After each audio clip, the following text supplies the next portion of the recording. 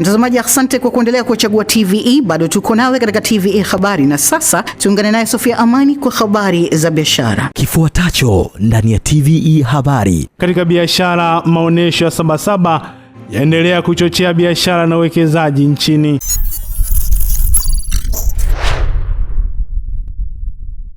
Asante sana Sada Nasoro. Na mtazamaji wa TVE, kwenye habari za biashara leo tunaelezwa kwamba maonesho ya biashara ya kimataifa ya Dar es Salaam yameendelea kuthibitisha nafasi yake kama jukwaa la kukuza biashara na uwekezaji, huku yakitoa fursa kwa kampuni za ndani kutangaza bidhaa na huduma zao, kupata masoko mapya na kuonesha mchango wao katika utekelezaji wa miradi ya maendeleo nchini. Akizungumza siku moja baada ya kuhitimishwa kwa maonesho ya 50 ya biashara ya kimataifa ya Dar es Salaam, meneja wa chapa na masoko ya GF Trucks Smart Deus amesema ushiriki wa kampuni hiyo umeongeza muonekano wa chapa yao na umefungua fursa mpya za biashara na kuwawezesha kukutana na wateja pamoja na wadau kutoka ndani na nje ya Tanzania, ambapo wameendelea kuonesha magari na mitambo ya kisasa inayokidhi mahitaji ya mazingira ya Tanzania kwa gharama nafuu, sambamba na kuhakikisha upatikanaji wa vipuri na huduma za baada ya mauzo. Maonyesho hayo yametuposition sisi katika level ya juu, kwa maana cha kwanza overall winner, lakini ya pili kupitia maonyesho hayo imeweza kuwa imeongeza tija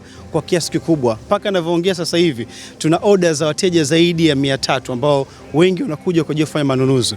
Kwa hiyo niseme kupitia maonyesho haya yamekuwa yana tija. Deus amesema GF Group imefikia hatua nyingine muhimu kwa kuanza kuingiza sokoni bidhaa zinazobeba chapa yake ya GF, jambo linaloonyesha uwezo wa kampuni hiyo katika kutengeneza na kukuza bidhaa za Kitanzania zenye ubora wa kimataifa, huku hatua hiyo ikitarajiwa kuongeza ushindani wa bidhaa za ndani na kupunguza utegemezi wa bidhaa kutoka nje katika baadhi ya sekta za uzalishaji na ujenzi. Aidha, amesema kabla ya kuanzisha bidhaa hizo, kampuni ilifanya utafiti wa kina wa mahitaji ya soko ili kuhakikisha bidhaa na mitambo inayozalishwa inatoa suluhisho kwa miradi mbalimbali ya maendeleo inayoendelea kutekelezwa nchini, huku mwitikio uliopata kutoka kwa wateja wakati wa maonesho ukionyesha kuwa bidhaa hizo zimepokelewa vizuri na zinaendelea kufungua fursa mpya za biashara pamoja na kuimarisha ukuaji wa sekta ya viwanda nchini.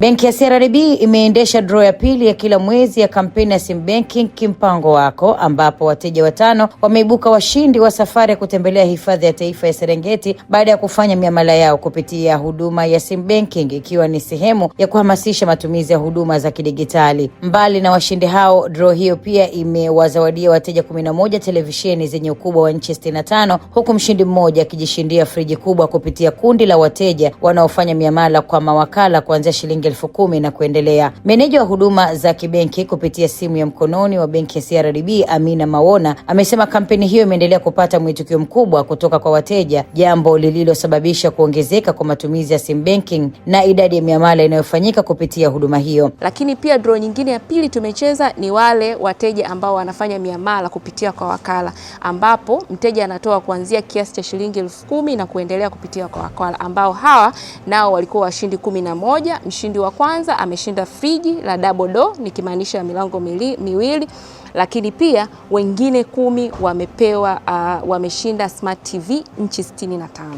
Kwa kampeni hii tunategemea iende mpaka mwezi Disemba, na kila mwezi, kila kota na mwisho wa mwaka tunategemea washindi wetu wote ambao watakuwa wamefanya vizuri mwaka mzima, basi tuwapeleke Ulaya kwenda kutembelea nchi tofauti kwa siku 7, na katika hizo siku pia atapewa kiasi cha shilingi 1,000,000 kama pesa ambayo atakuwa kujikimu wakati yupo Ulaya. Aidha, amesema kampeni hiyo itaendelea kutoa zawadi kila wiki kwa washindi 50 watakaojishindia shilingi 20,000 kila mmoja, wanafunzi 10 watakaopokea shilingi 20,000 kila mmoja, pamoja na zawadi mbalimbali kwa wateja wanaofanya miamala kupitia mawakala kuanzia shilingi 10,000 na kuendelea, kwa lengo la kuhamasisha matumizi ya huduma za kibenki kidigitali.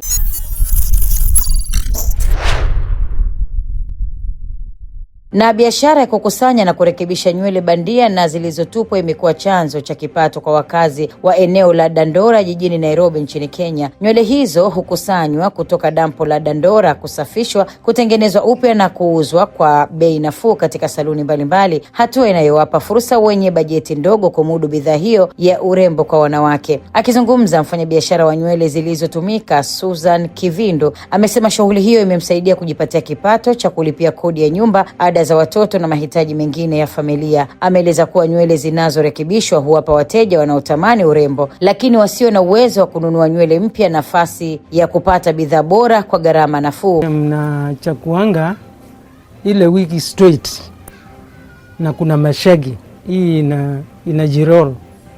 Haya, kuna ile ingine inaitwa Abro Baby. Hizo tunanunuanga mpaka huko kwa Dami side.